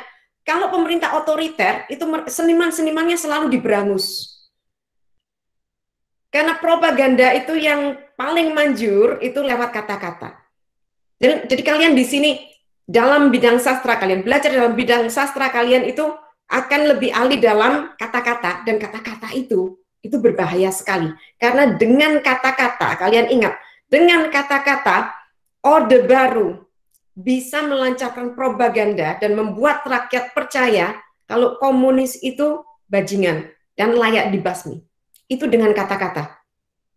Ya. Mulainya orang melakukan propaganda atau orang membunuh atau melakukan kejahatan besar, itu enggak dengan bunuh atau itu enggak dengan dengan teknik atau dengan senjata atau dengan enggak itu dulu. Dimulai dengan kata-kata dulu. Dimulai dengan menyusun ideologi dulu, konsep dulu, ide dulu. Itu yang nomor satu. Sesudah ide ini didapat, sesudah pikirannya rakyat dipengaruhi, dan itu dengan kata-kata, barulah mereka bisa menyusun yang lain-lainnya. Jadi kata-kata itu penting sekali. Ya, penting sekali. Kalian lihat saja di sini, yang kalian tulis ya, misalnya saya tulis gini lah, satu saja ya. Ini sajalah. Ya, kalian lihat di chat ya, apa yang saya tulis. Apa yang ada dalam pikiran kalian?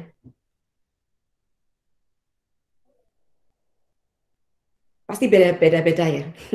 Ada yang berpikir, oh ini tabu, oh ini menjijikkan. Ada yang bilang, oh ini nakal atau menggairahkan atau apa, gitu. Padahal ini kan kalau dipikir-pikir jenis kelamin biologis bisa, ya, bisa macam-macam, ya. Atau kalau saya tulis ini, langsung ada gambaran dalam pikiran kalian kan. Ini bukan sekedar tinta hitam yang diketik.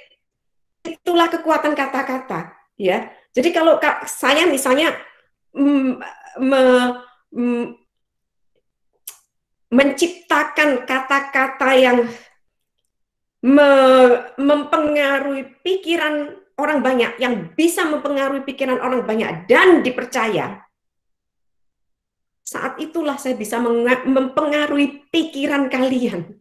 Dan itulah yang dibuat oleh pemerintah Orba, yaitu mengeluarkan kata-kata ide-ide lewat kata-kata yang bisa mempengaruhi rakyatnya, yang bisa mengubah cara dan pola pikir mereka, sehingga mereka percaya pada propaganda dan membenarkan propaganda itu. Dan yang lebih mengerikan, memihak kepada penguasa. Ya, jadi itulah kekuatan kata-kata. Ya, ya itu tadi jawaban saya. Silakan Mbak Roma kalau ada tambahan. Ya, baik, terima kasih Mbak. Ya, ini ada teman-teman dosen komunikasi juga di sini, Mas Solih juga, ya, dan ada Mbak siapa ya tadi saya lihat ada Mbak Awani juga ya, mungkin nanti bisa menjelaskan bagaimana pesan itu ya. Pasti ada motivasi ideologi tertentu ya, narasi dan sebagainya. Tapi yang jelas kalau orang positivis akan berpendapat bahwa sejarah dan fiksi itu tidak sama ya, pasti berbeda. Kalau fiksi pasti terkait dengan imajinasi dan rekaan begitu. Tetapi kalau sejarah ini mungkin mirip 5W1H begitu ya, dan imajinasi sejarah dibatasi oleh fakta-fakta sejarah begitu ya, meskipun sama ya dalam tahapan tertentu. Ada ketika tahapan memoles rentakan itu ada unsur imajinasinya. Tetapi kalau orang sejarawan positivis akan mengatakan ya itu berbeda begitu. Tetapi ya tinggal bagaimana kita sebetulnya memposisikannya. Nah, kalau tentang bagaimana kekuasaan digunakan untuk menggenggam narasi orang lain, mungkin saya bilang ya, menggenggam narasi lain itu sebetulnya tidak hanya dilakukan oleh penguasa. Ya, penulis, ya kita sejarawan ya, sastrawan itu juga sebagai penguasa atas narasi yang dia sampaikan kepada pembacanya. Nah, jadi makanya penting sekali tadi ketika membaca baik karya sejarah maupun karya sastra, yang diperlukan di sini adalah untuk melihat satu, selain konteksnya tadi, juga untuk melihat penulisnya. Ya. Jadi bentuk kekuasaan itu tidak hanya dalam bentuk rezim, tetapi penulis sendiri ya, saya sendiri menceritakan narasi saya itu adalah bentuk testimoni saya ya. Jadi inilah yang perlu dibongkar oleh para pembacanya. Ya, tadi sudah dijelaskan bagaimana kemudian teks tadi punya unsur banyak makna ya. Nanti kalau teman-teman komunikasi mungkin ya akan lebih detail menjelaskan ini ya. Kalau orang sastra pasti pakai hermeneutika begitu. Ya, oke. Itu dari saya Mbak, tambahan. Terima kasih. Oke, terima kasih jawabannya Mbak Roma. Halo Mbak Tari, apakah ada tanggapan? Oke, nggak ada. Oke, kita ke pertanyaan selanjutnya dari Kak Elvira Prabandari untuk Mbak Roma. Kajian memori dalam metodologi sejarah pun dianggap nggak ilmiah kah, Mbak?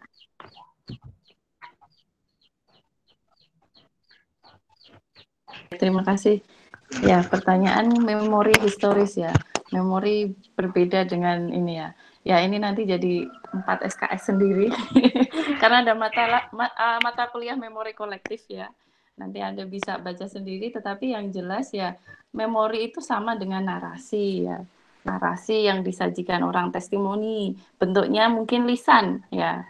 Bentuknya lisan, kalau tadi tekniknya yang digunakan adalah wawancara begitu. Tetapi bisa bentuknya tertulis ya. Ada yang tadi disajikan bisa dalam bentuk kalau bukunya John Rosa itu apa Mbak? Yang maaf saya sering minta mahasiswa membaca. Dalih pembunuhan asal. Bukan, yang ditulis hari-hari yang tak berakhir.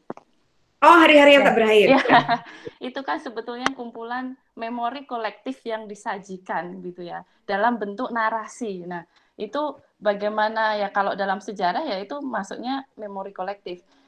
Memori kolektif sendiri mungkin lebih dekat dengan sejarah pemikiran daripada peristiwa sejarah sendiri, karena ini menyangkut terkait dengan ingatan seseorang akan peristiwa itu. Ya, yang secara kolektif tentunya begitu. Nah, ini jawaban singkat saya, Mbak Mu'arifah dan Mbak Parti. Semoga bisa memberi sedikit pencerahan dan Anda kemudian mencari tahu lebih begitu.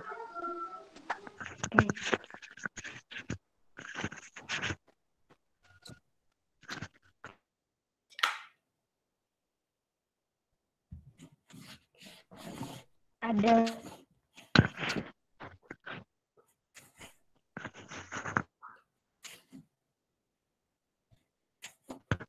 yang terakhir di sore kali ini dari Martin Sianiper untuk mantik 1. Di buku catatan seorang demonstran, Suhoki tidak ada untuk tahun 65. Catatan Hoki melompat dari tahun 64 ke 66. Bagaimana mungkin tahun 65 yang sangat penting luput dari pandangan Hoki pada waktu itu? Bagaimana menurut narasumber? Oke, Mbak Sucen. Memang catatan seorang demonstran itu, saya pernah bicara hal ini ke Arief Budiman ya. Itu memang sudah disensor beberapa, karena kan diterbitkan ya. Jadi memang ada beberapa yang sudah disensor, tapi nggak banyak, kata Arief Budiman waktu itu yang disensor. Terutama yang disensor itu menurut Arief Budiman waktu Suhoki memaki-maki Putin katanya. Nah, kalau 65 itu banyak yang kosong, itu saya sendiri nggak tahu.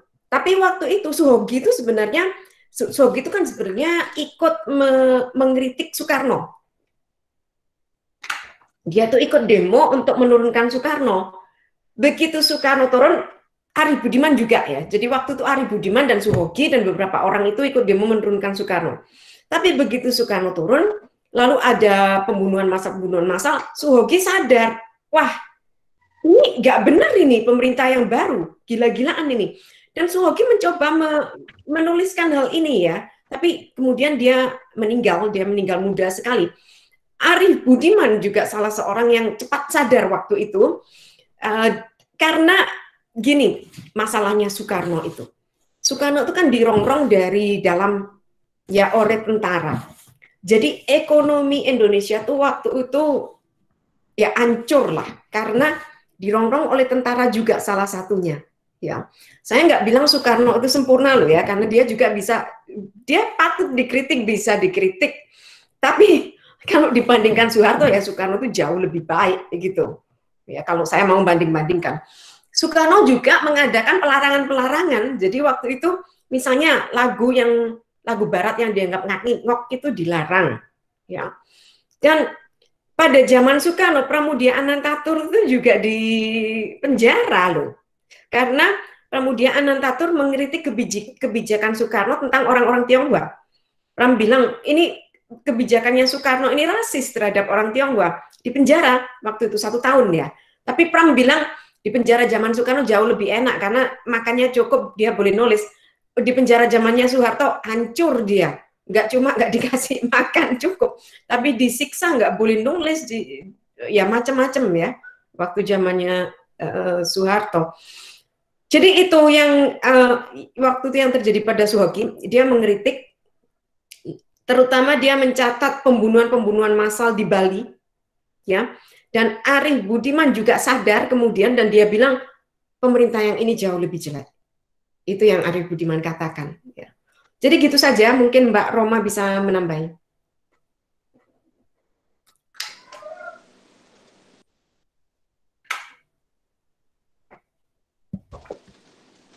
Cukup Mbak, saya pikir. Oke.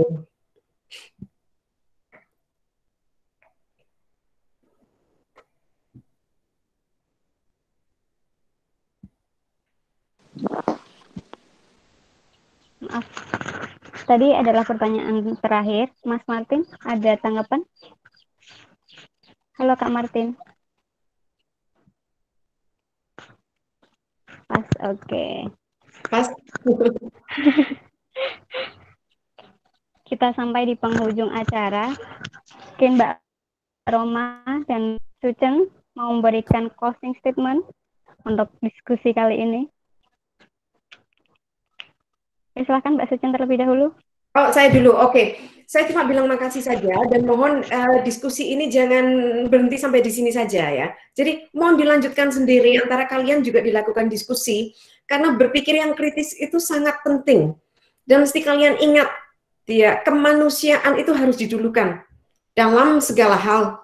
Karena saat ini terus terang pemerintahnya lagi sibuk ngurusi ekonomi saja, yang dibicarakan ekonomi saja. Tapi ekonomi itu bukan segalanya, ya. Kita lihat saja dengan ekonomi kemanusiaan bisa rusak. Jadi itu yang harus kita ingat. Dan kalian-kalian yang belajar sastra di sini, kalian juga ingat, kalian itu akan menjadi manusia-manusia yang penting, ya. Jadi kalau ada orang yang merendahkan sastra, itu nggak usah digubris lah. Karena justru dengan sastra itu kita bisa berbuat banyak, baik negatif maupun positif, ya. Itu bisa keduanya. Jadi itu yang kalian harus berhati-hati, gitu saja.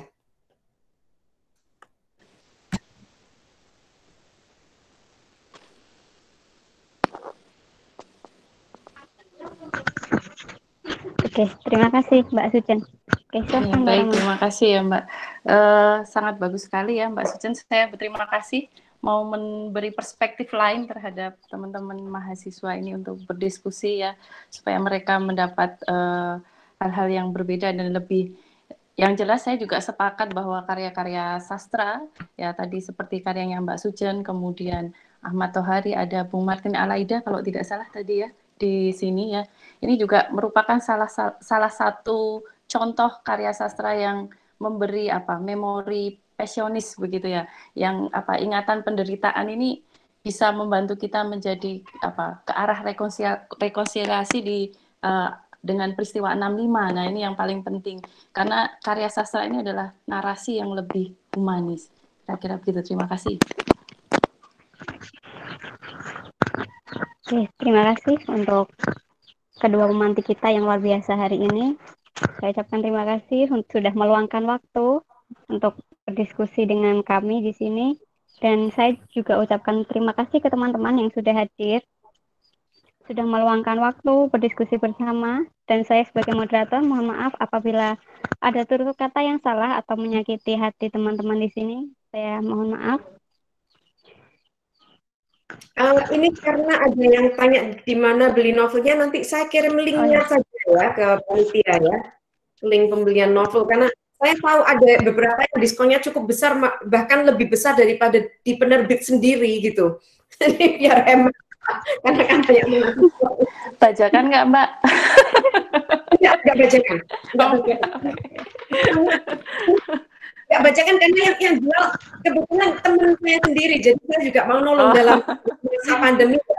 Dia berani ngasih diskon besar kan supaya dia ya lebih laris gitulah, dia bilang gitu. Saya bantu promosikan akhirnya. Iya. Jangan fotokopi itu teman-teman ya. Enggak boleh. Jadi saya bilang ke teman saya janji akan membantu ya untuk mempromosikan. Ya, karena terima kasih ya Mbak. Oke, nanti peserta yang mau tanya bisa langsung kontak ke panitia ya. Ya. Closing terakhir dari saya, yang dianggap hitam belum tentu selamanya hitam, yang dianggap putih belum tentu selalu putih. Aku dan kamu bukan perkara hitam dan putih, tapi tentang konteks, peristiwa, tentang kemanusiaan dan keadilan. Terima kasih dari saya. Wassalamualaikum warahmatullahi wabarakatuh. Terima kasih Mbak Marifah. Makasih ya Mbak Sucen, teman-teman mahasiswa udah ditemani. Ya, makasih banyak. Semoga kita bisa bertemu ya kapan-kapan ya. Ya. Amin. Ya Mbak. Udah nggak ke Jogja lagi Mbak? Ya kepingin ke Jogja sih. Kalau wabahnya sudah habis mungkin saya ke Jogja lah. Tahun depan saya usahakan. Mampir ya Mbak ya nanti. Iya. Ya, nanti saya simpankan bukunya. Oh iya, terima kasih. Saya berikan. Iya, makasih banyak. Oke, terima kasih izin live teman-teman. Mari Mbak, selamat sore. Mari.